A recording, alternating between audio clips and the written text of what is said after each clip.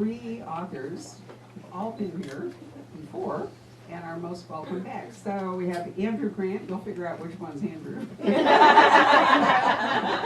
And his lovely wife Tasha Alexander, who is in the Western garb. And I was going for the location. right. And the beautiful Deanna Raybourn, who we haven't seen. Well, we saw her last year, but wasn't I gone when you were here last year, which is why I'm saying I think so. I think I was away. Were you away? I was. I thought the last time I was here was when we had dinner, and you were away the time before that?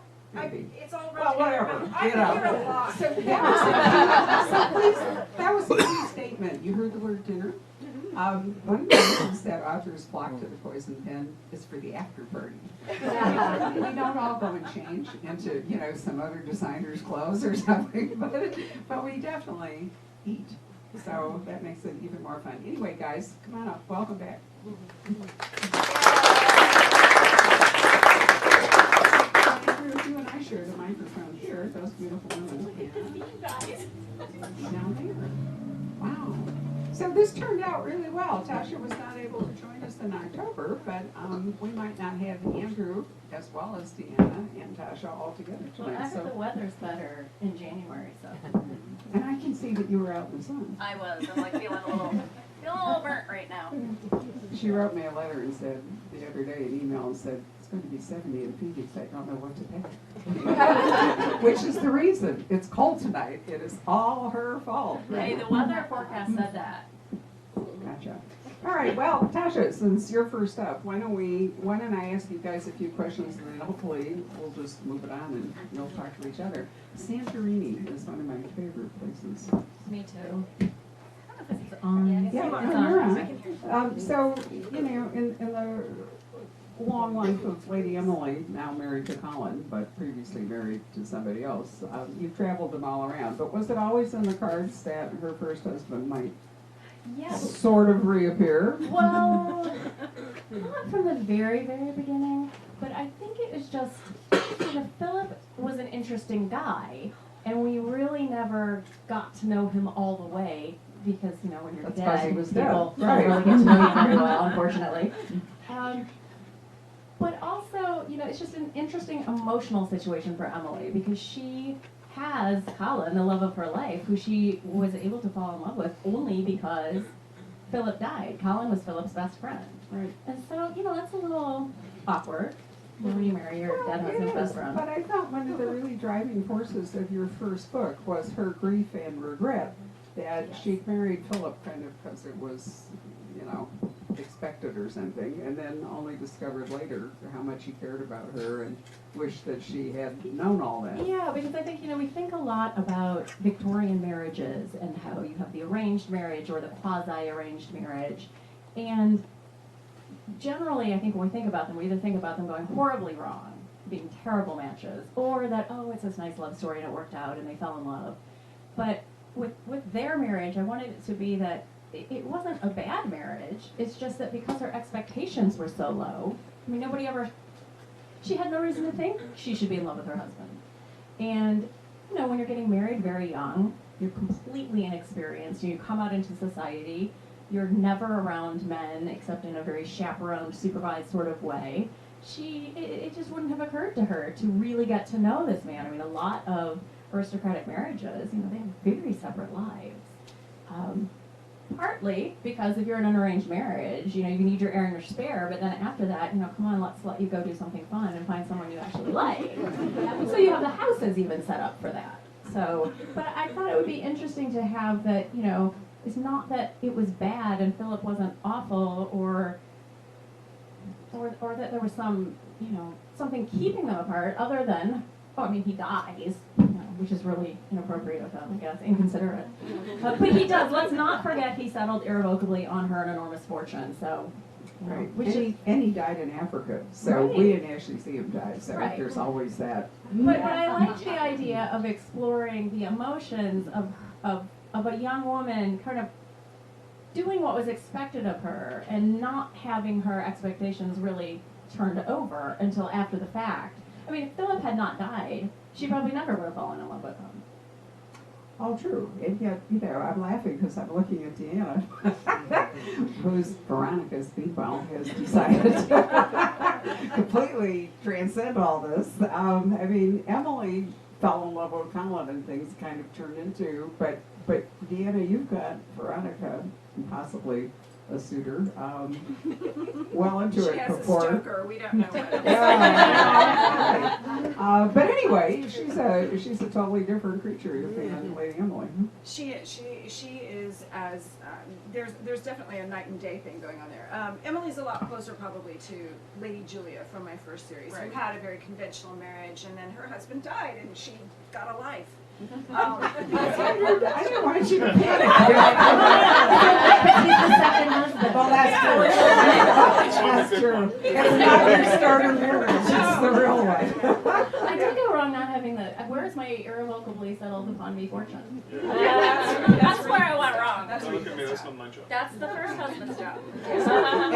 So I went in a very different direction with Veronica for my second series, and she was inspired because I graduated from college 30 years ago, and ever since then, my degree is in English and in history, and one of my favorite pet subjects that I always go back to are these Victorian lady travelers.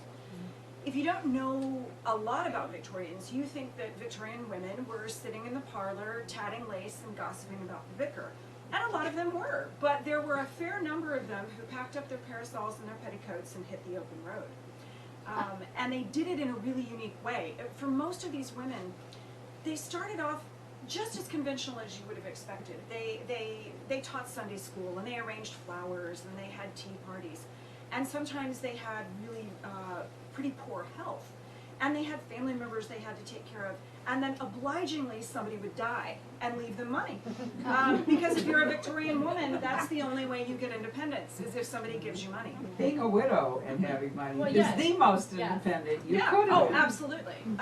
But in the case of Veronica, she hasn't even had a starter marriage, because she's actually very loosely based on one of these Victorian lady travelers who I absolutely am completely smitten with. She was a woman by the name of Margaret Fountain, who was a lepidopterist. She was a butterfly hunter. And when Margaret inherited a small competency, she went off to go and see the world and hunt butterflies, which you wouldn't necessarily think that you could commodify, but Margaret could make 3 guineas per butterfly, which, when you think about the fact that a lady's maid might have been making 75 guineas a year, you realize she could have made a really decent living doing this. And she did. She acquired a beautiful collection. She supplied a lot of collectors. She traveled the world for more than 60 years. She ended up dying in Santo Domingo, butterfly net in hand. There's a beautiful plaque to her. And she left her butterfly collection and her journals that she kept on her travels to a university in the north of England, with the understanding that nothing be opened for 70 years after her death. So 70 years later, because they were Englishmen and gentlemen, they didn't open anything. But after the 70 years passed, they opened her beautiful butterfly collection and displayed it with great pride, and they opened her journals, and they found that Margaret had not just been collecting butterflies. Margaret had been collecting experience. She had lovers all over the world, and she talks about them in the journals in this really kind of deliciously salacious way that's still kind of appropriately Victorian. You know, she would talk about being in an alpine meadow, and her guide Hans was showing her this beautiful little cluster of lanceolatas, and then his hand was in her bodice, and then it just goes on. So when I found the journals, I realized that this was going to be the inspiration for an amazing character. And so I kind of carried this around for about 15 years before I had the opportunity to start a new series. And that's how Veronica Speedwell was born. Veronica is at the start of the series, where the second book has just come out, and I'm writing, almost done. Oh, please, Jesus. With, I'm sorry, my deadline's February 1st. I'm at that desperate stage. She is 25, and she has already had 7 years experience traveling the world, collecting butterflies and experiences. And she is as far removed as you can possibly get from the typical Victorian maiden. She is very self-actualized. She really does not care what people think of her. She is perfectly happy to break societal norms, but she is doing it in the ways that women were actually doing it in Victorian times. And that has been so much fun to play with, because I've gotten to write both ends of the spectrum. You know, the aristocrat who was doing what society said she needed to do, and now this girl who is going off and doing as she damn well pleases. And she's so much fun. It just cracked me up that you cribbed from Alpha Vanderbilt, who, believe me, was a woman who broke all icons. And I have a little plaque that I bought at the Marble House in Newport that said, well-behaved women seldom make it. Is it history? And Deanna has, or your My publicist, publicist, has yeah, taken all that the credit to them. Right. Well-behaved women seldom solve crimes, or solve murder, Solve however it mysteries, goes. yeah. Solve mysteries. Yeah. So I love that, because Alpha was just as off the charts. She was the mother of Consuelo Vanderbilt, who she Duchess divorced of to Marlborough. married to the Duke of Marlborough, and then she divorced her Vanderbilt husband and married an even richer man. So She got the money both times. I'm a big fan of the force of nature kind of woman. That's what's fun to write about. Well, I think that I should turn this over to Andrew, who probably can ask more penetrating questions than I do. And then we can move to Birmingham, Alabama in contemporary times. We're kind of a dissonant note in all this, but still, will give us balance. He's our gentleman escort. He is. He's our chaperone. Yes, he is. I like that much better than the idea of a dead husband. That's it. Yeah, so all I've got to remember is, not dead, don't need to give you money. Very much on that page. Well, you know, it's fascinating listening to you talk about this this distant time in history that you both set your books in, because I've been doing a lot of research recently for my new series, but it's all pretty contemporary. I think the furthest back I go is probably the 1970s. So what is it that is so compelling about a time period that is so far in the past? Well, I mean, for me, I was always drawn to the 19th century. Well, okay, no, that's not true. I was always drawn to the 19th century, ancient Greece, medieval France. I think if you love history, I've always loved history. I love seeing how people lived in different times, because you get, at the same time that you have all the fundamentally human things don't change. What people care about does not change, whether you are, you know, a wife in Athens and Pericles is in charge, or whether it's here and now. But the mores and how society kind of forms itself change so much. And so to me, it's fascinating to see how, even though you have fundamentally the same values, the same passions, that everything surrounding you can be so different. I just love exploring that. I love that. Plus, I think you get a certain amount of distance. If you're writing about now, you have your own, I don't mean like your literal personal baggage, but we know what society is like. We have biases and mores that we don't really even know. We don't think of them that way. Someone in 100 years is going to say, oh my God, those crazy people in 2016. Well, okay, they're going to say a lot of things about 2016, but you know, they're going to look back and they're going to have things that like we laugh about the Victorians. But when you're looking back, it's easier in a way to see those fundamental things that really matter and define people. Well, and I think, I don't know about you, but when I was studying history in college, the one thing we didn't talk about was women. We talked about dudes, and we talked about white dudes, and we talked about the battles they fought, and we talked about the money that changed hands, and that was it. We didn't talk about social history, we didn't talk about material history.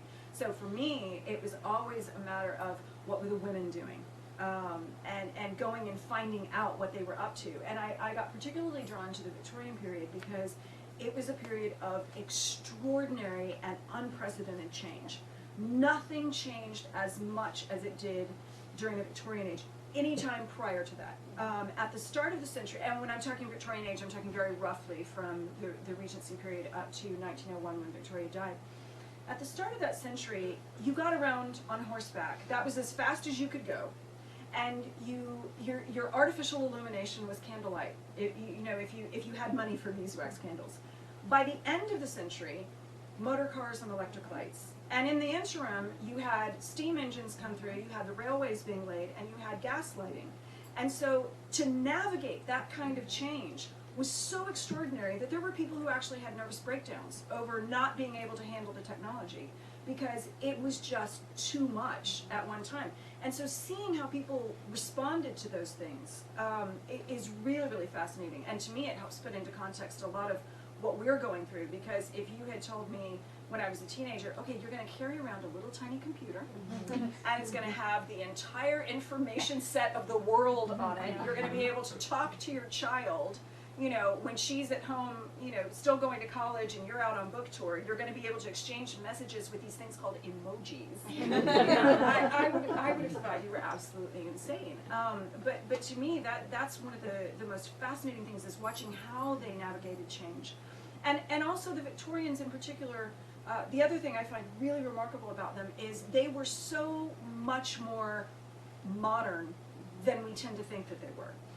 Again, we have this picture of them being super straight-laced, super hidebound, and stuck in their convention. The truth is, there was a lesbian commune in London that was so successful in the 1860s, they had their own newspaper. Victorians invented, or popularized, vegetarianism, labor laws, free love, seaside holidays, escalators, department stores. These are all things that we think of as being 20th century inventions, and they weren't. These are things that they were grappling with in the 19th century, and I find that absolutely fascinating.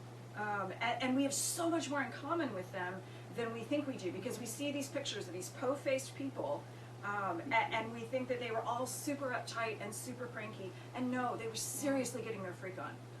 They really, really were. No, I really relate to what you're saying about the amount of change, because my grandmother was born in 1900, and I always thought that her lifetime was just fascinating, because she was born before the first heavier-than-air flight, and then before she died, men had landed on the moon. Well, she was born during Victoria's Yeah. lifetime. I mean, Yeah. that's amazing. And that, you know, that's extraordinary. And like you say, with the pocket computers, you know, my father was, you know, he was open to a certain amount of change, but not too much. And one of the things he loved was crosswords, and particularly general knowledge crosswords. And, you know, we got him set up with a computer that was sat there untouched in the corner of his living room. And anytime I'd go down to stay with him, he'd be doing his crossword, and he'd be saying, oh, if there was just some way that you could find out, and you'd be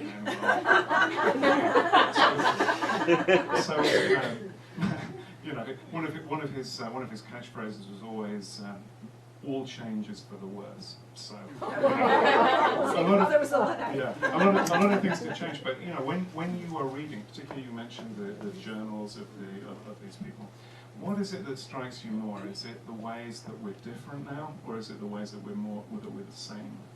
I think it's the same, absolutely, because they are dealing with an enormous amount of change, but they're dealing with it in ways that we deal with it now. And again, it comes back to that fundamental humanity that is how you relate to your world. But I think we absolutely, you're so right.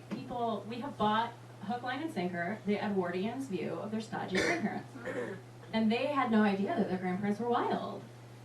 And they were wild. I mean, the Victorians were not. So many of the things that, you know, fly back and think of England, which, by the way, was written when Edward was king, not when Victoria was queen. You know, a lot of the things that we ascribe to them were either completely wrong, or actually, you get a lot of the American Victorians were way more prudish than the English Victorians. Yes, very much so. They were the ones covering the legs on chairs. They didn't Oh, do yeah, that that in wasn't England. That was much. not done in England. No, not at all. They were like, show me the leg. Well, there's a fantastic Twitter account that I follow called Whores of Yore. And they have, it's true. Oh, words got me tonight. Just fabulous. I'm sorry, we stopped for cocktails on the way. That's the tequila talking. And the thing I love about the Whores of Yore account is it is a scholarly account. Yes, I mean, she is extremely meticulous in her research. It is so full of Victorian pornography, and there is not a single thing that was invented in the 20th century, believe me, because there are photographs of Victorians doing it.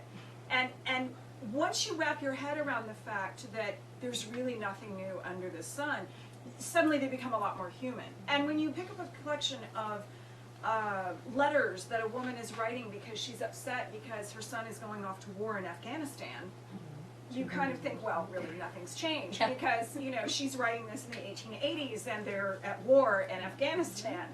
And it's just, there is this, and the funny thing is, traditional historians a lot of times like to look at the differences.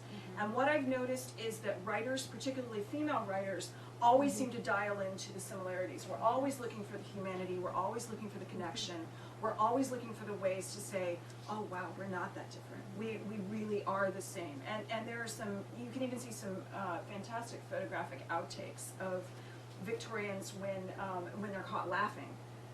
That are so charming and so warm and so human, and you realize they did have a really good sense of humor, and the whole, everything that we know, Tasha's so right, this stodgy picture, these were the Edwardians talking about their parents and grandparents wanting to believe. Well, that and that's you what they look were like. stodgy too if you had to sit motionless for 3 minutes while you were getting your picture taken. That's Yeah, and hard that's to actually- do. that's why why they- they look like that. That's why the photographs are the way that they are, is because you would be blurry if you didn't hold still.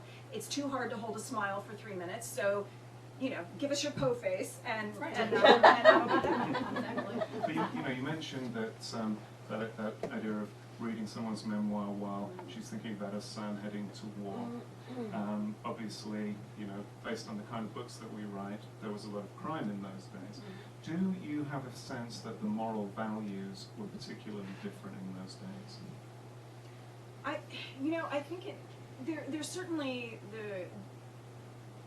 the idea of the Church of England values kind of informing everything, but values also varied considerably depending on where you fell in the socio-political strata. If you were at the top of the food chain, you were a little more lax in your morality. You could literally get away with murder if you were a peer, and people were not necessarily going to hold you to task for that. Whereas if you were lower down in the pecking order, just as today, the fewer resources you have, the more you're going to pay for whatever crimes you commit. And even with the like sexual morality, you have we always think that Victorians kept their knees closed all the time, and yet more than 50% of the brides who went to the altar who were from the lower orders were already pregnant by the time they got married. Tasha touched on the fact that the aristocracy were pretty much having mate swapping parties in their country houses. You have Victoria, who was a huge believer in fidelity, largely due to the influence of Prince Albert, because his own family history had been really destroyed by adultery. So he was very, very rigid on that point, and she kind of fell in line with that. But their children were a completely different story. Bertie did not get that memo. No, not so much. Victoria too is if you look at recent scholarly work done on Victoria, she was not the prude that people make her out to be. Oh, no, she now, adored Albert sex. was a total prude. Yeah. Albert was really Victorian. Yeah. She No, he created the Victorian He era did. because he was the one who had this sort of idea that the royal family should be a pattern for everybody else, and they should set the tone. And his mother had been taken away from the family because she had committed adultery, and his father didn't take it well. So she was sort of banished, and from a very young age, Albert lost that maternal influence, and he was devastated by that. And because sexual infidelity had wreaked such havoc on his family's personal life, he was absolutely rigid when it came to imposing that kind of morality on his children. And actually that was the source of a huge rift with their eldest son, the Prince of Wales, is because the first time they found out that he had lost his virginity, Albert takes him out for a walk and catches a chill and dies, and Victoria blames their son forever. But Victoria is very frank in her, now bear in mind her journals have all been expurgated, but she's still, what was left in there is very frank about the fact that she greatly enjoyed a physical relationship with her husband. She loved the intimacy of marriage. She loved the small things like him putting on her stockings, and she was really upset to get pregnant early on in their marriage. And her big piece of advice to her daughter is, fine, go off and get married, but don't get pregnant for 2 years. And she was really outraged when her daughter got pregnant practically on her wedding night, because she thought babies ruined everything. Except that stuff the things that are coming out now, I think a lot of that is actually kind of mid-20th century Victorianizing. Because if you look at, I can't think who, there's a wonderful new biography of Queen Victoria that just came out. Do you know Blair, Julie Blair? Yeah. Julia Blair. And she debunks a lot of this, where yes, Victoria, we take things, what we know about Victoria is what men took, picked out of her journals, picked out of things people said to her, even letters that were written by men for her to sign. So it would be like, we know that politicians don't write their speeches, so they're curating those things to present a view of her that we have bought into. Well, her daughter was the first one. She who was, did it well, she because- told her to burn yeah. everything. Yeah, and she Well, burned a lot. She burned a lot. She recopied the diaries out and Yeah, left out left out huge huge- passages and and then burned burned them. Yeah. whatever was original. Yeah. So God only knows what was lost. But it's interesting because what's coming out now, because Blair got to have access to things in the archives that hadn't been viewed in contemporary times, she liked the babies. Like, we're always told she hated the children when they were babies. Hated Well, them. she thought they were frog-like for about But- the first 3 months, But, and then after. but see, this is what the 20th century male historians want you to believe. And now what they're saying is there are all these things that have come out that she wrote and things that she said that are in the archives where she's totally enjoying the babies. Yeah. She's talking about how cute they are and how she loves playing with them, and you get a very different picture. Well, I think with Victoria, what you notice, the more you read about her, what you notice is the fact that depending on which day you catch her, you're catching a very, she was moody as She was very moody. And so, no, I think, and I'm glad that they're filling out the They picture are, of her but I think because it's very she's- interesting. She was multifaceted. She really was, but it's so interesting that the view we get is what men wanted her to be. Because there weren't women historians writing about Victoria in 1904. There were men. There were people in politics, in the government, who were picking which letters would be published. And a woman might have picked a completely different set of things. So, Just briefly, tell us about your book. Just for fun. Seriously. Tasha and I are working on a joint biography. I see that. Yeah, it's going to be absolutely Oh my God, wonderful. we But should just totally for the write hell of it, it would be fun to write. So why are they in Santorini? well, they're in Santorini because actually, going back to my first book in the series, that book actually, the first paragraph of that book is Emily standing on the cliff path in Santorini in front of her late husband's villa. And I had picked that location because I had been there years and years ago before my son was born. And I did, it sounds so hokey, but I was standing on the cliff path in Imrovigli, and I just had this image of this young Victorian woman standing there, and I kind of thought, why would she be? So that was the first thing about the series that came into my head. So she is in Santorini now, because if you read the book from last year, The Adventuress, her dear friend, childhood friend, Jeremy, the Duke of Bainbridge, whose only goal in life is to be the most useless man in England. He had a bit of a bad run in the south of France. He had been engaged to an American heiress who turned out not to be very nice and tried to kill him, which, she's really not a really good quality in a fiance. So Jeremy's a bit heartbroken, and Emily and her friend Margaret have decided that the only thing to do is to take Jeremy on holiday and distract him. So there's a lot of arguing about whether they should be in Rome or Greece, because Margaret's a Latinist and Emily's all about Greece. But they wind up going to the villa in Santorini. And when they get there, Emily's dead first husband is there waiting for them. This would be a tough book to write in England for a whole lot of reasons. You needed them to be Yes. somewhere else. And the other really useful thing is that they have a nanny, which means that the children were allowed. And this is one of the difficulties writing crime when people have children, is that childcare is not really great in investigations, right? So That's why you write Victorian sleuths. Exactly. Exactly. Yeah. If you have well-to-do Staff. Victorians, Yeah. then you have staff. So I mentioned that the twins are back in England, and Emily and Colin are now faced with a real dilemma, which is, if Philip is alive, are they married? They're bigamously married, and the children, even more disastrously, horror. are going to be illegitimate. But I had a reader who last year when I was on tour, and I kind of had said what the setup for the book was. This woman got really angry, and she was like, "What about those children? You can't do that to those children!" One of the things you have to really keep in mind, right, one of the things you have to keep keep in mind is that children who were born outside of marriage, even if their parents got married, were not legitimate in England until 1928. Yep. It's a plot of a Georgette Hare mystery, which I've always loved. And it wouldn't have helped if, you know, they remarried. The children would always have been illegitimate. So it's a really huge crisis, you know, and it's not a small thing. And I wanted to, you know, we take identity so for granted now because, you know, we have 200 pictures taken of us every day. Everyone has a phone and their pictures and they're posted. And even if you don't live on the same continent as someone, you can see pictures of them every day. You can FaceTime, you can, but, you know, before that kind of technology, you could not have seen someone for 25 years and then see them. And how do you prove you're you? And I wanted to explore that. Plus, there's no convenient aging technology that you can Exactly. apply, you know, That's to see right. how the That's face right. is gone in the helmet. And Dan, I was thinking about you. One of my really dear friends was the late Elizabeth Peters, also known as Barbara Mertz. That was her real name.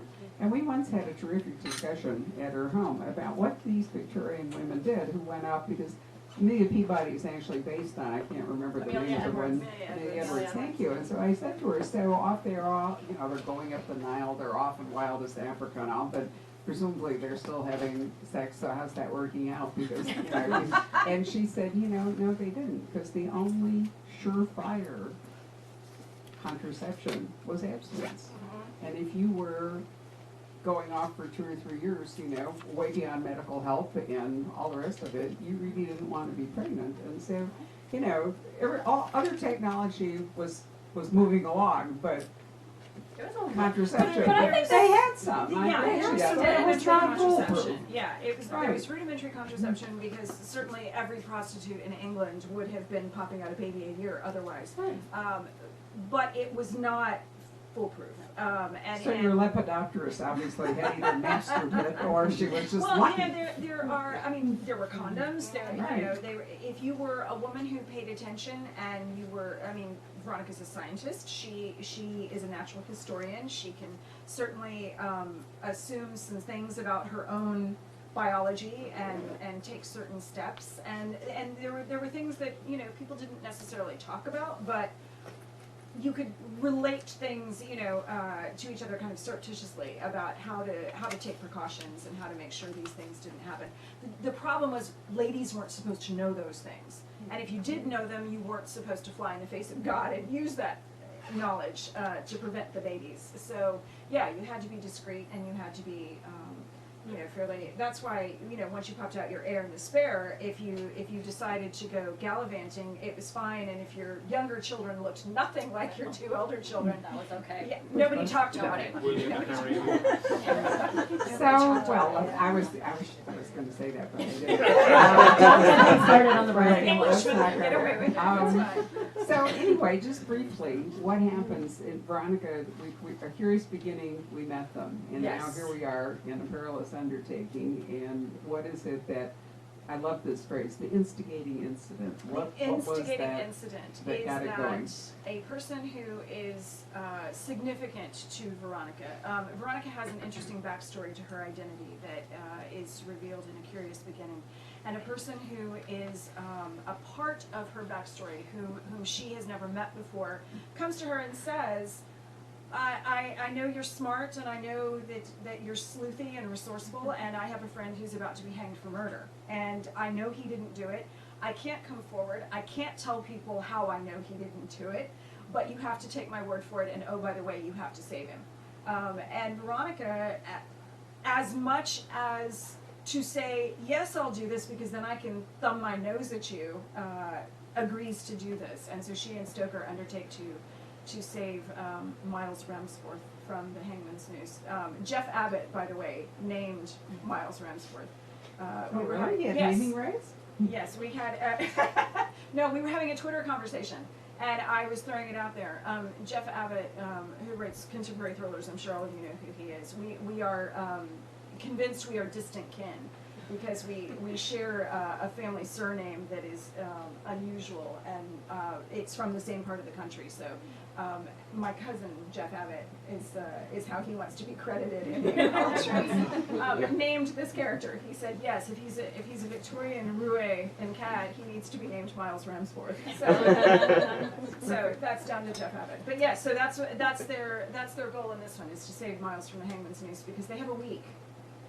They have a week. There's a ticking clock. There's a ticking clock. Fabulous. So I think it's time we went to Birmingham, Alabama. Let's move forward. Andrew, what do you want to tell us about your second? And by the way, I brought the hardcover of the first book, which Tasha will now hold up. False Positive is gone, but I have mysterious ways. So Random House went and found the last 5 copies that there are. And so we have them tonight. So it's now or never if you want the hardcover, and there is, however, a paperback. So your new book is the second.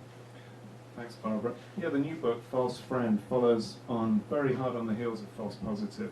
And, you know, this is often you mentioned Birmingham, Alabama, and this is a big topic of conversation between us because, you know, research is obviously very important when you're getting ready to write a book. So Tasha's research involves trips to Venice, to Paris, to St. Petersburg. You know, in the past I've been to Gary, Indiana. Tried to explain this to you. I was slow on the uptake. You know, this series is in Birmingham, Alabama, and there's 2 reasons for that.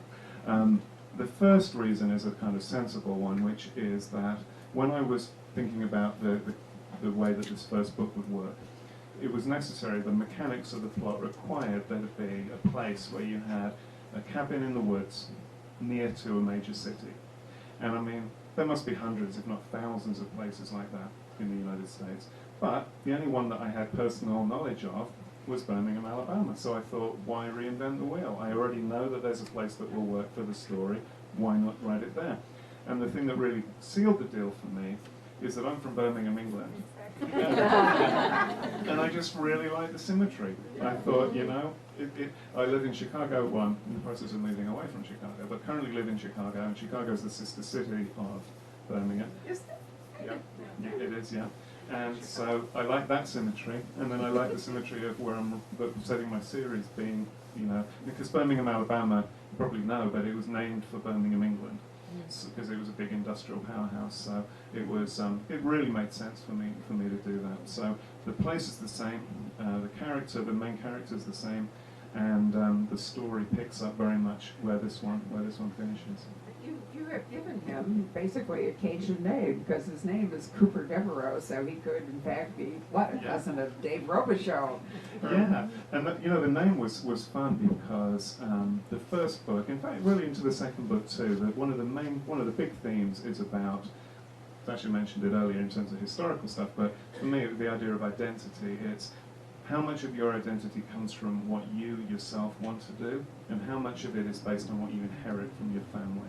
So there's a big key moment in this book where the hero finds out things which really shake his whole belief about who he is, what his values are, what kind of family he's from. And what I wanted to do was have a name which was linked to something very solid and very respectable in Alabama.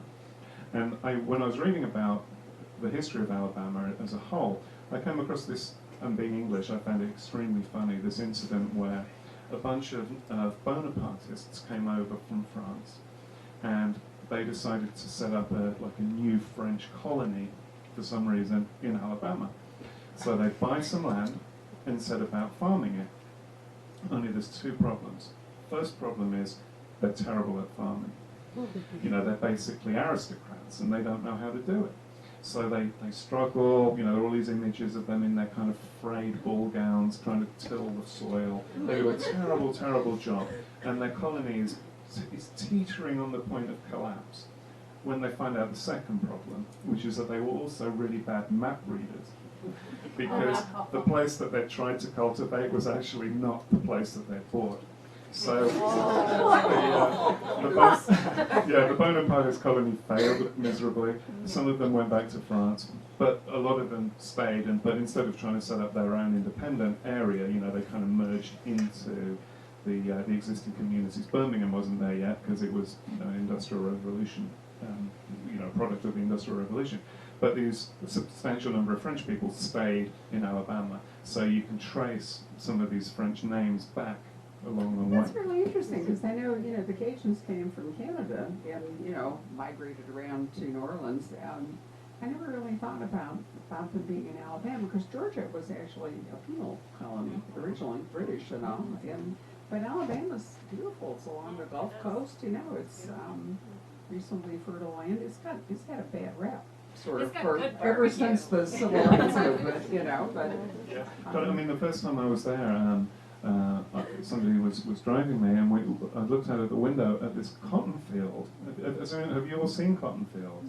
They're unbelievable. I thought someone was playing a joke on me, because there were these little sticks with cotton wool balls on them.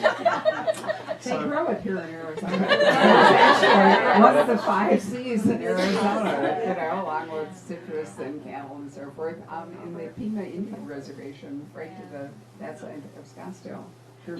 You also horrified some people in Alabama on your first trip. I did, yeah. There was almost an international incident, because the reason I went was for a book festival, and it was a fantastic festival. And one of the really nice things was that lunch was provided, and we were there having it was like a buffet lunch, and I was looking at all the different kinds of food, and I love traveling. I love trying different things to eat. And I saw this thing that I didn't recognize. It was this kind of vat of this very pale, kind of creamy colored stuff. And I saw people putting it on their meat, and I thought, I wonder what that is. So I said to the guy next to me, excuse me, could you tell me what this stuff is? And he looked at me like I must be, a communist or an alien or something, because apparently it was gravy. Now, in England, gravy is dark brown, and it is runny. There's no kind Is of... this your first encounter with milk gravy? Yes. Oh. Yeah. It was almost as bad as when I was in Tennessee, and I didn't know The what cornbread incident. And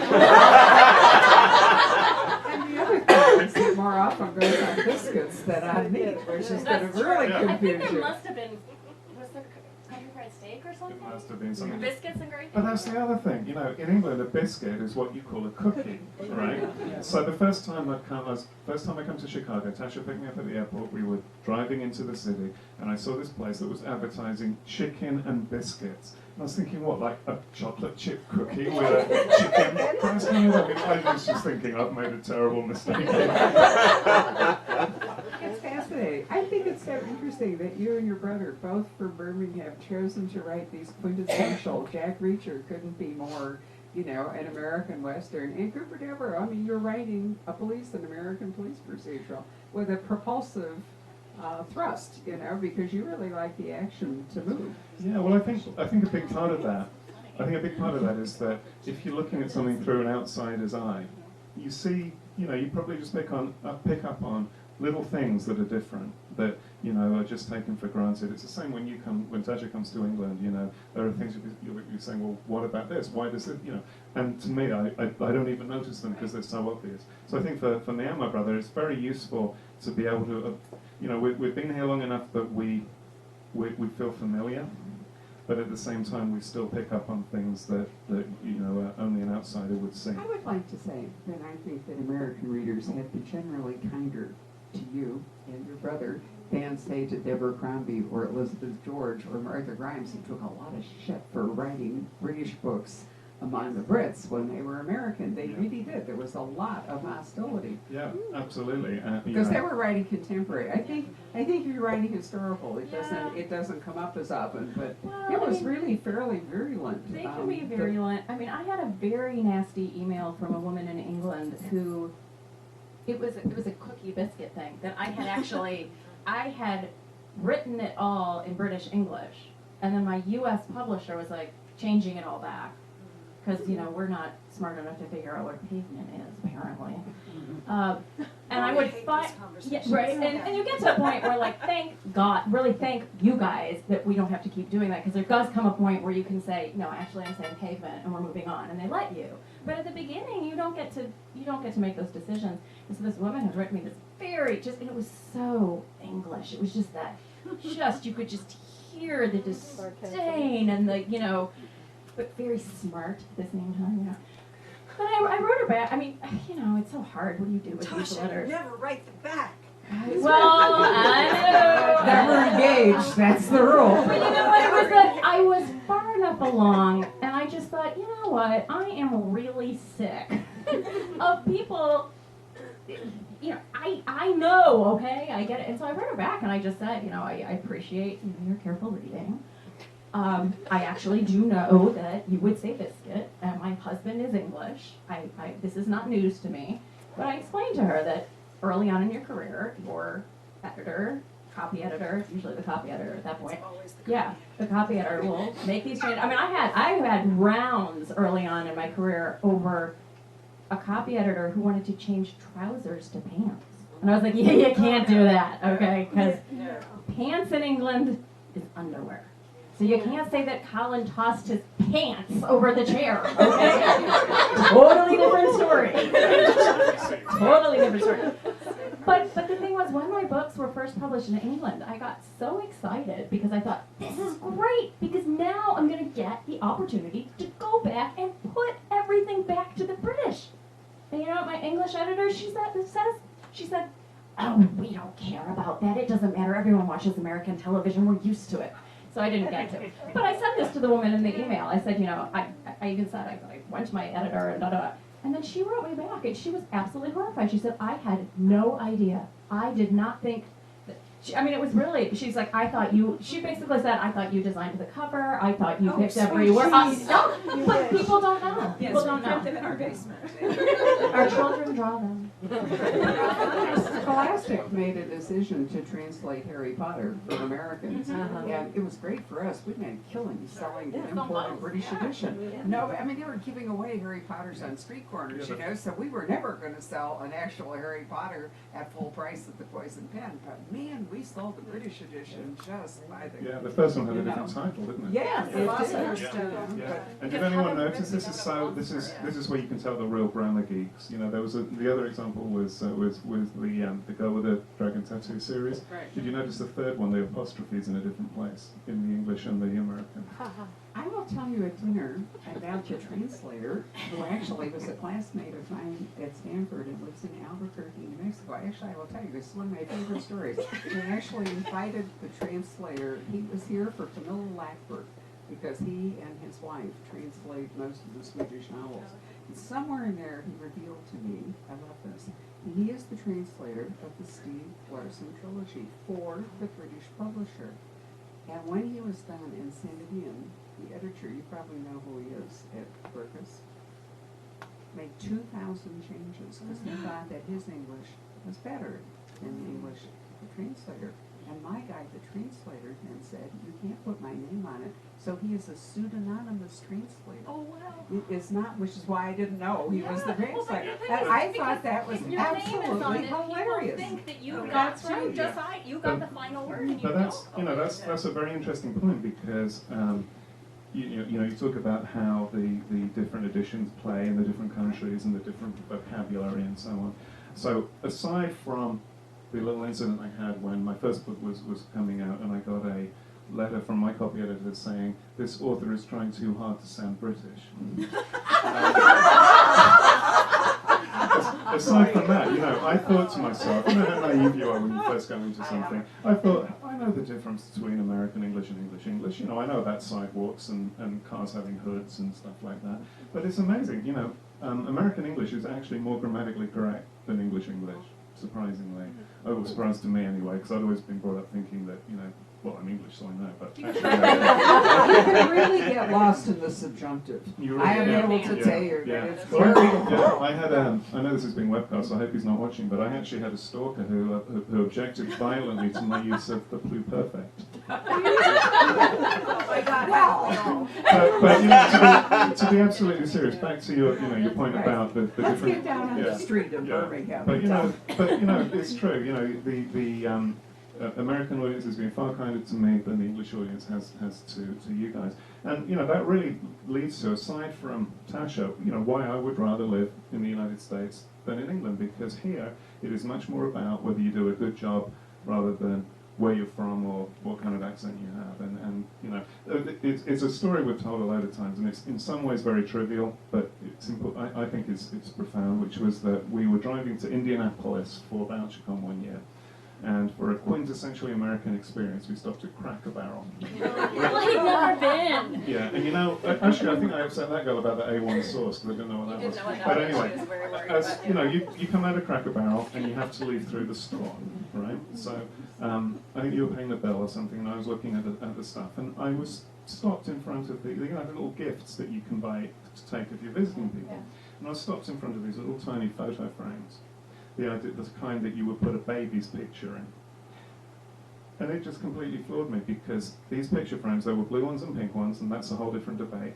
But each one said, future president, right? You could be the president. You could be the president. I couldn't be the king. That makes a fundamental difference. It might not be very likely that you're going to be president, but you could be. Do you know what I think? And we're going to get Cooper on the street, and then we're going to open this to questions. But I've been reading a surplus of books from England that all came out this month for whatever reason in publishing. There's like a giant British bubble this month, and most of them are these domestic suspense, which you all know I am now so tired of. I just really trust no one is not my thing. But in all of the British books, a key value for the people involved is they keep themselves to themselves. And in Britain, the whole thing is to be anonymous. You don't ever want to call attention. Not everybody, obviously, because it really goes the other way with a lot of people. But anyway, it is a real value not to make any waves, not to ever be visible, to live with your family behind closed doors and never call attention to yourself, and you're kind of trained to it. Whereas in our country, it's totally different. And I find that would be the thing that I would find the most difficult, were I to suddenly spend, Well, except that if you're American, You get a pass if you're American. Because I find myself with our English friends, I can say things and then just go, yeah, I'm American. And they're like, oh, that's so charming. They think we're charming. They think we're charming. Like, they like our accents. What is with that? You can get away with a lot. You do get a pass, but if Andrew went home, you wouldn't get a pass. No, he doesn't. And there are times because I have some friends who are kind of, well, I guess you would say upper class. Well, he would. And he'll say they would not be friends with me if it weren't for you, because they would not associate. you say that. Yeah. Well, I don't want to take up all the time, but there was a great example. Years ago, I worked for a telephone company, and one day I normally looked after big companies, and there was Chatsworth House in the north of England. Yeah, it's so big that it has a telephone system the same kind that they have in big offices, and there was a problem with it. So it had just been installed, and there was a problem. So I was sent over to find out what the problem was and how we could fix it. So I arrived, and I get shown through all of the sort of the fancy parts through to the estate office, and into this little room. And the estate manager comes in, and he starts to tell me what the problem is. So the first thing the problem is that the Duke is upset because in the old manual system, you have an operator plugging the things in. He could be extension number 1. But with the digital system, you can't be extension number 1. It doesn't work that way. Closest you can get is extension 201, and that was no good to him. So he was pissed, and he wanted it changed. That was why I was there. But the thing was that he was actually in the building, but he was in a different room. Because even though I was the one who knew about this and how it could work and maybe fix it for him, he wouldn't come and tell me. Because he wouldn't come and tell me. He's the Duke. He had people. Yeah, so his person, it's like shuttle mediation when you're getting divorced. His person came and said, His Grace is upset because of this. So I'd say, well, there's nothing we can do about that, too bad. So he would then go off and say, no, his Duke's not. It was a great conversation, because at one point I was being very reasonable. I explained, we kept the old system alive as long as we possibly could. It was dead. We had every spare part in the world. We found a batch of them in Israel and had them brought over at one point. There were no more spares. It could not be. So he went off to explain this to the Duke, and he came back, and he was getting quite annoyed by this point. So he just came back and he said, His Grace says, have some made. This is the descendant of the person who moved the village so that he wouldn't have to see it out his window. It's all in the family. Yeah, this is a couple of generations before, but the fellow's looking out of his window while he's having his breakfast, sees some houses, which his own employees, his staff live. Well, at far, I was like the chimneys. Yeah, little tiny dots in the distance. It felt like they were in his yard. Yeah, and he's like, I don't want to see that. And he actually had their houses knocked down. and move. You know, they had to move somewhere The else. whole town. Yeah, because The he whole didn't want to town. see them out of his window. Well, let's be fair, he owned it. I mean, that's seriously, that's one of the things that is different, is that he did own the houses, and they He did, lived but I there, mean, the basically. Duke of Bedford didn't have any excuses for walking through his, I mean, he would Yeah. walk through his house and his servants were instructed to immediately drop what they were doing, turn and face the wall, and That's pretend very to be true. furniture. But you know what? There was a publisher at Simon & Schuster was exactly the same way. You would be fired. Seriously, it was legendary. If you got into the elevator with him, when That's you very came to Devil work Wears at Prada. Simon & Schuster, you were toast. You know, so it's the same thing. And I will say this, can I just say this for the Chatsworth Estate and the Devonshires? They are still living on the money that their ancestress, who is my personal favorite character ever, Elizabeth Shrewsbury in English history, she put together a fortune under Queen Elizabeth that exceeded that of Queen Elizabeth, and her family is still living on it. At She was an Chatsworth, it has. amazing woman. She married up 4 times. I She mean, kept the money. She She kept was the money. She kept the an money. she was an orphan who had nothing, and she excelled everybody. So I sort of admired that. But only in England could that have happened, because here it all would have gone into state taxes. All right, we've been all over the place, and we still don't know what Cooper's doing on the streets in Birmingham. Let's finish that, and then we'll open up the Yeah. questions. Well, I really like. I mean, you know, I go. You know, whenever you write a book, you know, you look back and you think, you know, what went well, what didn't go so well. I really enjoyed putting this one together because in this book there are kind of 3 storylines which interweave, and you know, I feel, you know, it's one of the, I put a lot of effort into getting those storylines to, you know, a bit like braiding hair, you know, to feed all the way through. And you know, what you mentioned, your character, your historical character there, who was an orphan. Cooper is an orphan, and that's a huge part of who he is and the demons that he battles. And one of the storylines that comes up is echoes of his troubled past. He's desperately trying to put his life back together with his girlfriend and the daughter that he found out about in the first book. And he's really working hard and trying, you know, he's out of his depth. He's never done this before, but he's working very hard to try to pull this together. And echoes from his past emerge, which threaten to pull that all to pieces. And at the same time, of course, he's actually having to do his job, which is, as a detective, the big problem that he starts off with is that, for some reason, someone is setting fire to schools in Birmingham. And the way I approached it was, when I was thinking about starting this new series, I was reading a lot of different things. And one of them was, I got obsessed with reading the memoirs of the FBI crime profilers. You know, the kind of stuff that went into Silence of the Lambs and those kind of books. And there's so much fascinating material there. But I thought, the thing is, I don't want my hero to be a profiler, because why try to do what other people have already done so well? But I didn't want to move away from that area altogether, so I thought, let's approach it from a different angle. Let's use all of that psychological stuff that the profilers uncovered and use that to make the villains, if you want to call them that, the troubled people in the books, as convincing and as interesting as possible. So both in False Positive and False Friend, the people who are responsible for the awful things that Cooper has to stop from happening, I hope will be more interesting than some. You know, it's not like a bank robbery. You know, why did somebody? It was John Dillinger, wasn't it? When someone said, "Why did you rob the bank?" and he said, "Well, that's because that's where the money is." You know, it's hopefully a little bit more interesting and more complex. So, you know, Cooper, yeah, he's trying to keep his personal life together. He's trying to stop people from burning down schools. In the process of doing that, another whole set of crimes comes to light that he has to deal with. And of course, there's also the issue of his daughter, which you know, is another whole problem for him to figure out. She's a treat. I love it. So, just think about this evening. So we have an orphan in Birmingham who's chasing a serial arsonist and other things going on.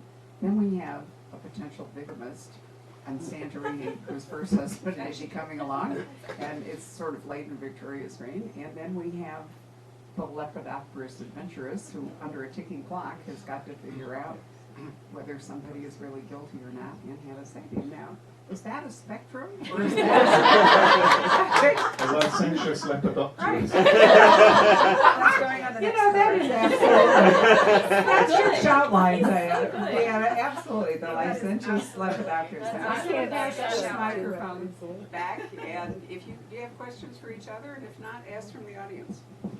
I have a question for Deanna. You mentioned the name of the actual historical person Yes. that you based your. Could you tell me her name again? Her name is Margaret Fountain, Margaret and Fountain has an E on the end of it. And her first journal was published under the name Love Among the Butterflies, which is a wretched title.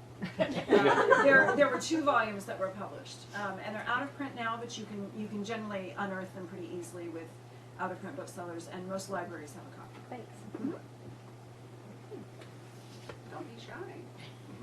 Range your questions is amazing. Andrew, is there more Coopers coming? Absolutely, yeah. I'm working on the 3rd one right now, and it'll be out sometime January 2018. Is it also false? It is, yeah. You know how publishers have concepts from time to time, and a bit like with John Sanford, where there's the Prey series. It was that kind of concept. Everything is going to be false something. So the next one is going to be false witness. If you have any false phrases, if you could just send them to him. Crowdsourcing your title. What about you, Tasha? What are you working on with Emily? Emily is in Russia, in St. Petersburg. Yeah, so there's a character from the past, Sebastian the thief, who used to steal things that belonged to Marie Antoinette. He is in St. Petersburg stealing things that he thinks are cool. But she is there to visit her friend Cecile, who is there visiting a Russian princess and kind of doing the season in St. Petersburg. And she is at the ballet with Colin. Colin does a lot of work throughout the books. There's a lot of times when it's mentioned in passing that he's in St. Petersburg. And that must have been my subconscious trying to get Emily to St. Petersburg, I think. So he's there working, so Emily goes over. And they're at the ballet one night, seeing Swan Lake. And when they come outside, at the end, one of the dancers is dead outside the theater, stabbed. So bad things happen to good people. But so she gets, it's interesting because Russia at that time, we were talking about this earlier today, we have such views about the Soviet Union, the awful communists, and it was so terrible to live in the Soviet Union, which it really was in a lot of ways. But if you start doing research on Russian history, what you find out is that is exactly how it was under the Tsars and going back and going. That is how Russia has always been. All that changed was who was in charge. Well, and the architecture was not so pretty then. Well, they had. Because the Tsarist architecture was so much nicer. Well, only in St. Petersburg. Only in St. Petersburg, really, because it was when. Peter the Great. He was the first Tsar who traveled at all. And he went to Western Europe and was just blown away by how much more civilized and sophisticated and advanced the cultures were. And he was actually particularly taken with Amsterdam. And so he decided that he was not going to have the capital in Moscow anymore because he felt like Moscow was just this dire cow town practically. And it was. So he decided to build what became St. Petersburg, and he wanted it modeled on Amsterdam, and that's where you've got these rivers that go through. You've got the Neva, you've got the Moika rivers in the city, but he had all these canals dug out. It's very convenient to build things when you actually own everyone in the entire country, which he did. So the serfs, he had these tens of thousands of serfs digging these canals, so that his city could look like Amsterdam. But the architect who was in charge had made a calculation error. So the canals were not the right width. And Peter was furious and he had him killed. Well, actually, he had him beaten with a stick. I can't remember he actually had him beaten with a stick. I don't remember if he actually died. But so many serfs died digging those canals that were, the wrong size, that they say that the city is built on, that the foundation of the city is corpses and bones. And which is so ironic because it's this just powder puff beautiful city. It's this gorgeous neoclassical architecture that's like nothing else in Russia. It doesn't look like, Russians, when you talk to Russians, even Petersburgers, they will say, this isn't Russia. you're not getting, this isn't Russia. You know, you're thinking the Kremlin and, which is exactly what Peter objected to. He did not like the Kremlin with its medieval kind of citadel sort of walls. But St. Petersburg, you only have one church with onion domes, and that wasn't built until the 20th century, after one of the czars was assassinated. It's very hard being a Romanov. They were constantly trying to kill you if you were a Romanov. So, but yeah, Each other. well, they're just, yeah, it's a pretty brutal society. And So what happens when you build your cities on the bones of your well, yeah, that's true, actually. But what was fascinating in the 19th century in Russia, you've got Dostoevsky writing and Tolstoy, and you've got these unbelievable books about crime and punishment. But the investigators, the police had these, they called them judicial investigators, who were kind of the equivalent of a detective. But they just, you know, they were worried about the secret police and who was looking for who, and witnesses wouldn't say anything because they were afraid they were going to get sent to Siberia. I mean, Siberia is such, I mean, we all kind of, well, I don't know, I mean, I joke about Siberia, maybe other people don't, but I don't know, you know, I was like, fine, go to Siberia. My son's being, you know, obnoxious. But we don't have a Siberia that we can threaten people with yet. You know, I mean, we could turn Alaska into Siberia, or maybe take over the Yukon, but we don't have those gulags. But people were very unwilling to give evidence, and there were a couple of really spectacular murder cases that happened in the 19th century that were enough in the public consciousness that it made them try to kind of reform things a little so that they could actually prosecute people, but it didn't work very well. So it works well for Emily because there's a prince who was the ballet dancer's lover who comes to her and says, listen, I know this is not going to get solved, and I want to know who killed her. So she gets brought in. So Deanna, you've almost finished yours, but can you tell us anything about it, the next one? I can't remember. You get to this weird point, and yeah, they're nodding. You get to this weird, because writing is such a strange process, and you start with this idea that you're so excited about, and you think it's so awesome, and you start writing it, and then it's crap. And then you revise it, and it's better, and then you look at it again, and it's crap again. And then by the time you're done revising the last time, hopefully you've ended the cycle in a place where you actually like the book. I'm not there yet. I will be by February 1st. It is, the first one was A Curious Beginning, the second is A Perilous Undertaking, and the third, I believe, is going to be A Treacherous Curse. And it is another London adventure for Veronica and Stoker, and it involves an Egyptological expedition that has, everybody got perky. Everybody loves Egypt. That has had to cut short their dig season because one of their expedition members has gone missing, and it is a man who has a connection to Stoker's past, which makes Stoker suspect number one. So they're having to kind of sleuth around and figure out what's going on, and, you know, did Stoker kind of, you know, have anything to do with the fact that this guy may or may not have gotten dead? So, you know, as people tend to do. Everybody loves 19th century Egypt. Oh, yes. Not so much later I than mean, it really, because there was, you know, they were just discovering It was the archaeology. Wild It had West of started, archaeology. well, it really started with Napoleon and, you know, the. It did. Belzoni blowing up. Yeah, him Blowing things dynamiting up to get in, tombs. yeah. That was the most Right. appalling moment probably in Egyptology, is Belzoni, who was a former circus strongman, went He's a into giant. Yeah, absolutely. Early in the 19th century, would go in and literally use dynamite to open up tombs, which is so horrifying when you think about how much history was lost. But thanks to Napoleon's expedition down the Nile, we have so much information because he had an entire crew of soldiers and scholars and artists and everybody else going down, and there's this fantastic, huge set of volumes that they wrote, a description of Egypt, that really kind of codified all the information that they had at that point. And it's thanks to them and their translation of the Rosetta Stone that we are even able to read hieroglyphics and hieratic, and we know what was going on. And so that was the 19th century was really the beginning of Egyptology. And at the period I'm writing about, it's hella more advanced than it was when Belzoni was blowing things up, but it's still very, very crude, very rudimentary compared to what they do now. And it really was kind of the Wild West. You would go in there, and at the period I'm writing about, you had to have permits to dig and things like that, but there was a whole lot of just kind of also doing what you wanted to do and seeing how much you could get away with.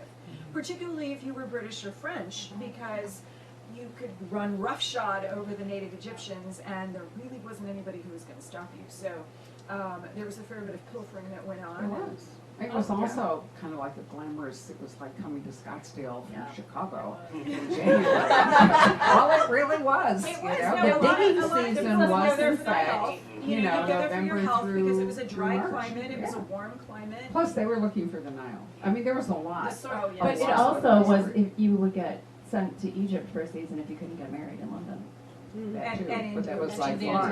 Yeah, too much money. Yeah, it was Well, so you much- also also- go off into our whole nerd, our nerd culture, which I love, which is historical. I can see some of you are squirming.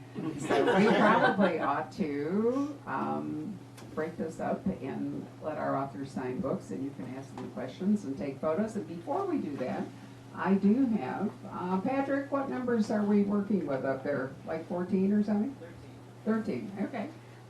Greg Isles, believe it or not, is actually finally finished his trilogy.